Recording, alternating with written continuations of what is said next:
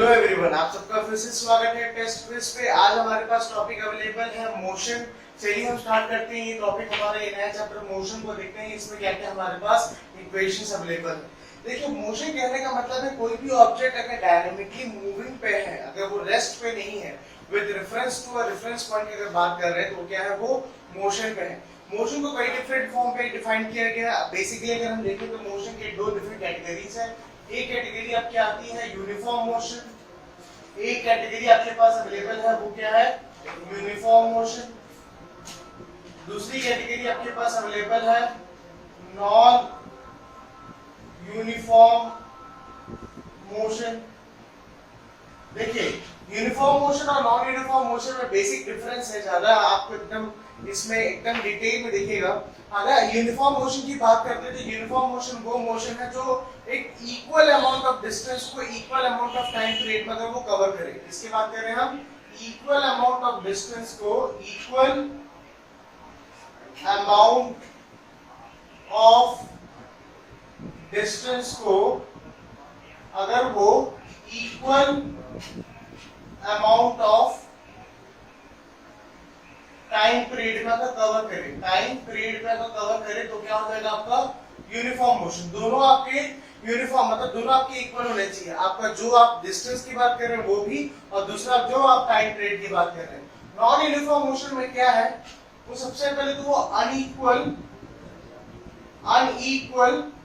Amount of distance को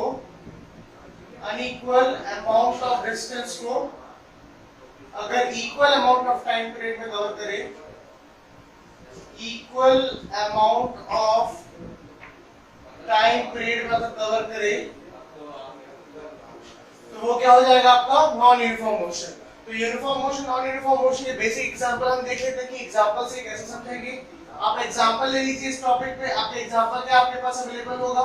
जैसे मान लीजिए एक ब्लॉक आपके पास रखा हुआ है पोजीशन ए पे, एक और ब्लॉक आपका रखा हुआ है पोजीशन बी पे। मान लीजिए पोजीशन ए से पोजीशन बी का डिस्टेंस आपको गिवन है फॉर एग्जांपल 6 मीटर, और इसको कवर करने के लिए टाइम पीरियड रिक्वायर हो रही है 2 मिनट्स। फॉर एग्जांपल मान लीजिए एक ब्लॉक ए पोजीशन पे है, दूसरा ब्लॉक बी पोजीशन पे है। टोटल इंटरमीडिएट डिस्टेंस ब्लॉक के सेंटर से है आपका 6 मीटर, और इसको टाइम पीरियड लग रहा है 2 मिनट्स। क्लियर?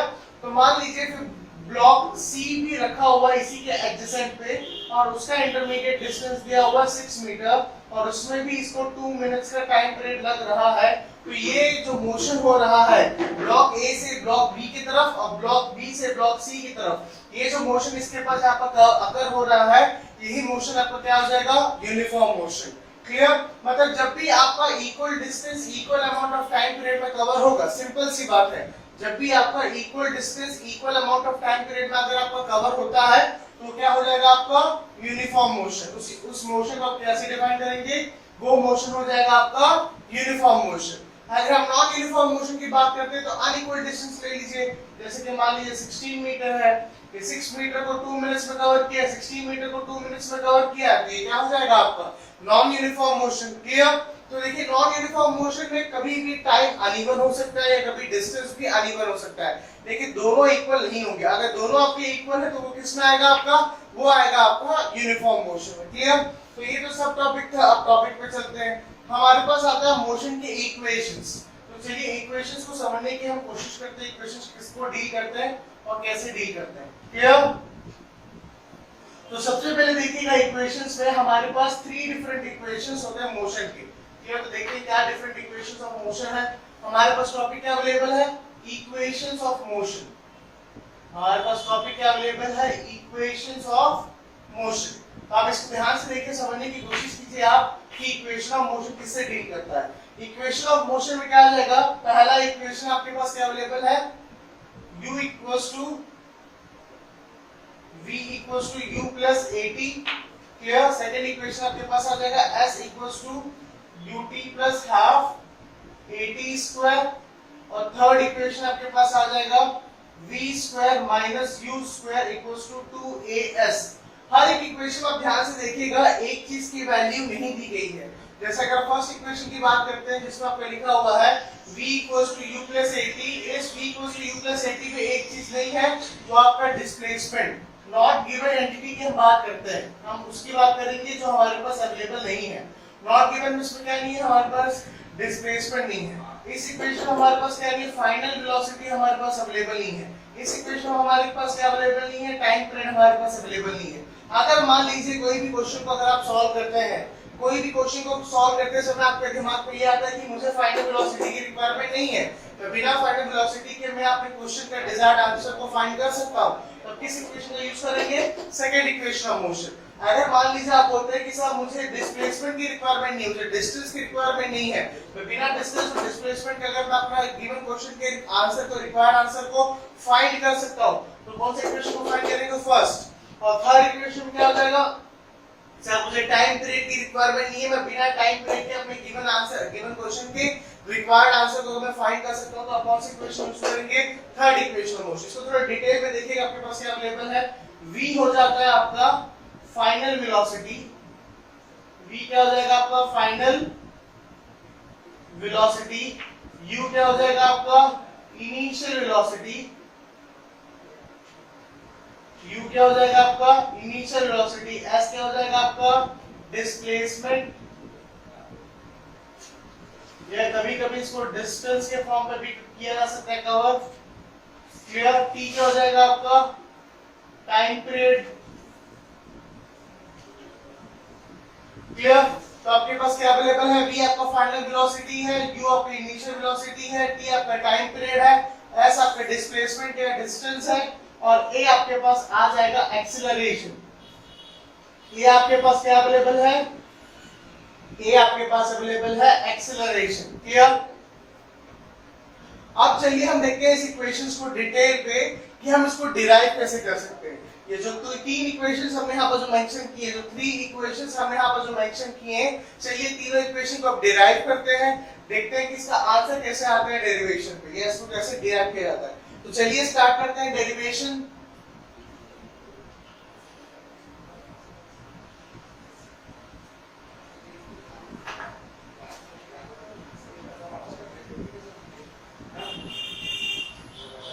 तो अगर हम डिराइव करना स्टार्ट करते हैं तो देखिएगा हमारे पास थ्री डिफरेंट इक्वेशंस है। सबसे पहले तो हम इसका ग्राफ बना लेते हैं। ग्राफ के थ्रू अगर इसको डिराइव करेंगे तो आपके लिए काफी इजी रहेगा, उसको हम ग्राफिकल मेथड ऑफ डेरिवेशन भी बोलते हैं। तो चलिए स्टार्ट करते हैं। तो ग्राफ में क्या आएगा, आप पहले सबसे पहले दो एक्सिस आप ड्रॉ कर लीजिए। ये हो जाएगा आपका एक्स एक्सिस, ये आपका हो जाएगा Y axis, clear. Initial displacement, final displacement दोनों आपको कवर करेगा। मान लीजिए 0 है, ये आपका इनिशियल डिस्प्लेसमेंट है, सॉरी आपका इनिशियल वेलोसिटी, आपका फाइनल वेलोसिटी है, आपका टाइम पीरियड है, क्लियर। ध्यान से देखिएगा, ये आपका है इनिशियल वेलोसिटी और ये पूरा का पूरा आपको हो जाएगा फाइनल वेलोसिटी, क्लियर। अब देखिए, अब ध्यान से इसको नेम कर दीजिए, O A B C D E, clear.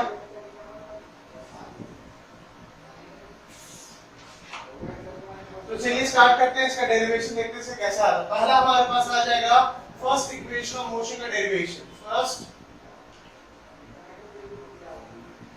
Equation of motion, किसकी बात कर रहे हैं हम, डेरिवेशन की बात कर रहे हैं।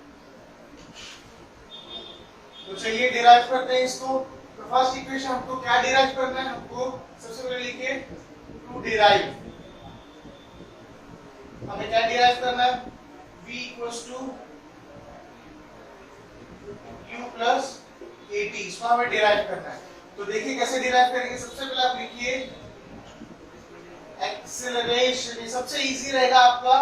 जो v equals to u plus at का डेरिवेशन आपका सबसे इजी डेरिवेशन रहेगा। तो देखिए इसको कैसे करेंगे, एक्सीलरेशन इक्वल्स टू क्या हो जाएगा आपका final velocity minus initial velocity by time period. आप इसको वर्ड्स में भी लिख सकते हैं, क्या आ जाएगा, final velocity subtracted by initial velocity और डिवाइडेड बाय क्या आ जाएगा आपका टाइम टेकन, क्लियर। तो देखिए इसमें आप एक्सेलरेशन को प्लेस कर दीजिए। तो एक्सेलरेशन क्या हो जाएगा आपका ये आप एक्सेलरेशन यहाँ प्लेस कर दीजिए, तो एक्सेलरेशन हो जाएगा a, फाइनल वेलोसिटी हो जाएगा v, इनिशियल वेलोसिटी हो जाएगा u और टाइम पीरियड हो जाएगा t।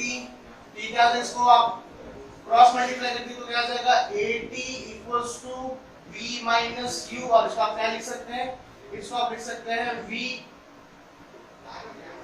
v equals to u plus at। Clear? बस आप u को ट्रांसफर कर दीजिए इस साइड, तो माइनस से प्लस हो जाएगा, तो आपके पास इक्वेशन क्या आ जाएगा v equals to u plus at। ये आपका क्या हो जाएगा, ये हो जाएगा आपका फर्स्ट इक्वेशन ऑफ मोशन का डेरिवेशन। इसमें डिराइव करने के लिए कुल मिला के आपने सिर्फ फार्मूला लिखा है। आपने फार्मूला में क्या लिखा है, acceleration equals to final velocity minus initial velocity by time period. तो आपने इसका डेरिवेशन देखा। क्लियर है? आपको आया समझ में? अब नेक्स्ट से आपके सेकंड इक्वेशन ऑफ मोशन से आपकी ग्राफ की रिक्वायरमेंट होगी। तो चलिए देखते हैं सेकंड इक्वेशन ऑफ मोशन का डेरिवेशन कैसे होगा। सेकंड इक्वेशन ऑफ मोशन हमारे पास क्या, टू डिराइव में क्या आ जाएगा हमारे पास, टू डिराइव में हमारे पास अवेलेबल हो जाएगा s equals to ut plus half at square. Clear? तो चलिए देखते हैं इसका डेरिवेशन कैसे अवेलेबल होगा। हमें एक्सेलरेशन की रिक्वायरमेंट नहीं है, हम इसमें पूरे ग्राफ का यूज करेंगे। ग्राफ का यूज करके हम इसको सॉल्व करने की कोशिश करते हैं। तो चलिए स्टार्ट करते हैं। तो सबसे पहले आप देखिए आपके पास जो ट्रेपेजियम अवेलेबल है, ये आपके पास अवेलेबल है ट्रेपेजियम जो अवेलेबल है। कौन सा ट्रेपेजियम की बात कर रहे हैं, OACE, इसकी बात कर रहे हैं OACE, इस ट्रेपेजियम की बात कर रहे हैं। अगर आप इस ट्रेपेजियम की बात करते हैं तो ध्यान से देखिए, इसके पास आपके पास एक ट्रायंगल है और आपके पास एक रेक्टेंगल है। ये दोनों का कॉम्बिनेशन को यूज करके आपने ट्रेपेजियम को क्या किया, ड्रॉ किया है। तो ट्रायंगल को देखिए आप ध्यान से, आपके पास कौन सा ट्रायंगल अवेलेबल है, ACD, ये ट्रायंगल आपके पास अवेलेबल है। प्लस आपको कौन सा रेक्टेंगल की बात कर रहे हैं, आप रेक्टेंगल की बात कर रहे हैं OADE, इस रेक्टेंगल की बात कर रहे हैं। तो चलिए दोनों का एरिया निकालते हैं। एरिया ऑफ ट्रायंगल क्या हो जाएगा, right angle triangle, half base into height. Clear? यही होगा आपका half base into height. Clear? तो आपके पास बेस क्या अवेलेबल है, t, हाफ बेस क्या अवेलेबल है t, और हाइट क्या हो जाएगा आपका CD। अब आप इसको ध्यान से देखिए, आपके CD देखिए BO पैरेलल है आपके CD से। अगर ये आपका B है तो ये भी पूरा आपका क्या हो जाएगा, B हो जाएगा आपका। ये आपका U है तो ये भी आपका क्या रहेगा, U। क्लियर? अब इसकी वैल्यू क्या हो जाएगी, B माइनस U हो जाएगी, और इसकी वैल्यू क्या हो जाएगी, T हो जाएगी। Clear?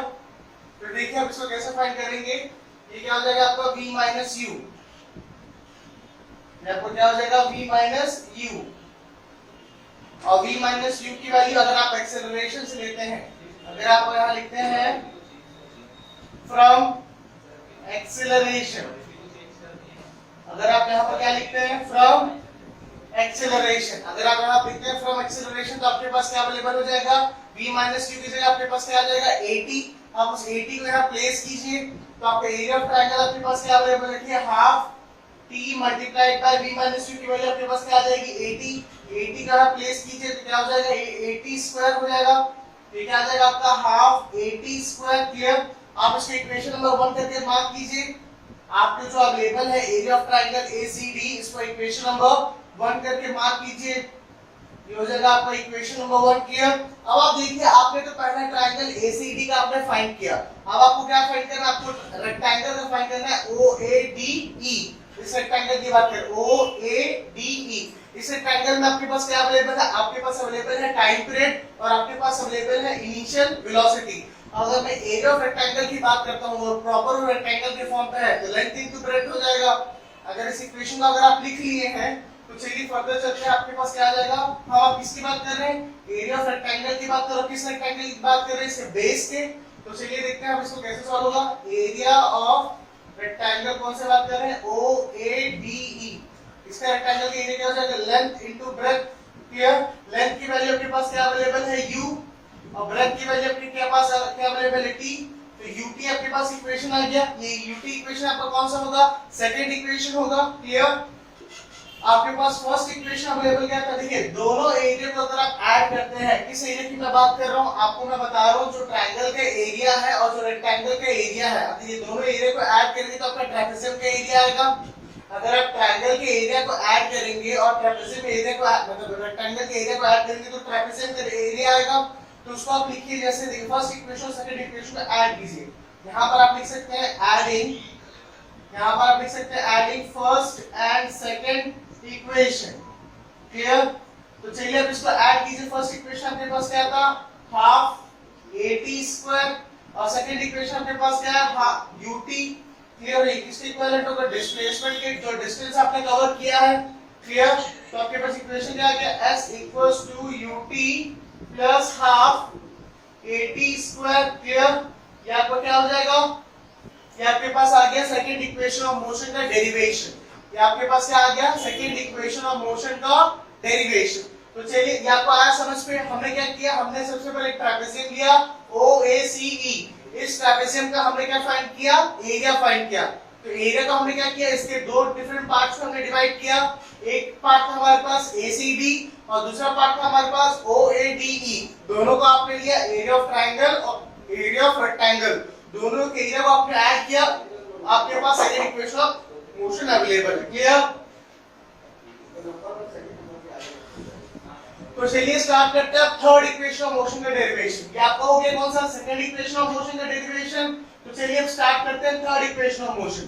Third equation of motion को आप लिखिए सबसे पहले। थर्ड इक्वेशन ऑफ मोशन हमारे पास क्या अवेलेबल है, थर्ड इक्वेशन ऑफ मोशन हमारे पास अवेलेबल है v square minus u square equals to 2as। v square minus u square equals to 2as। देखिए आप इसको आप लिख रहे हैं, समझने की कोशिश कर रहे हैं। v square minus u square equal to 2as, ये सबसे पहले आपके एरिया ऑफ ट्रापेजियम की डायरेक्ट फॉर्मूले से सॉल्व होगा। तो आप लिख दीजिए एरिया ऑफ ट्रापेजियम। किस एरिया ऑफ ट्रापेजियम की बात कर रहे हैं, OACE। ये क्या हो जाएगा, एरिया ऑफ ट्रापेजियम आपको क्या होता है, half sum of parallel sides into non parallel sides.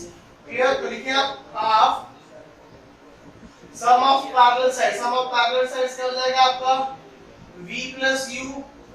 आपका पैरेलल साइड क्या है, OA पैरेलल है CE के, तो ये v प्लस u हो जाएगा मल्टीप्लाइड बाय क्या हो जाएगा इसका हाइट। हाइट आपके पास क्या अवेलेबल है, v माइनस u। हाइट क्या अवेलेबल है आपके पास, v माइनस u। उसको स्पेसिफाई कीजिए आप।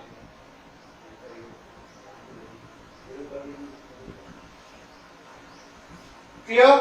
तो देखिए आपके पास क्या आ जाएगा, ये half v square minus u square. कैसे v square minus u square आगे देखिए, ये a प्लस b है, आपके a माइनस b है, तो फॉर्मूला में क्या आ जाएगा, a square minus b square. Clear?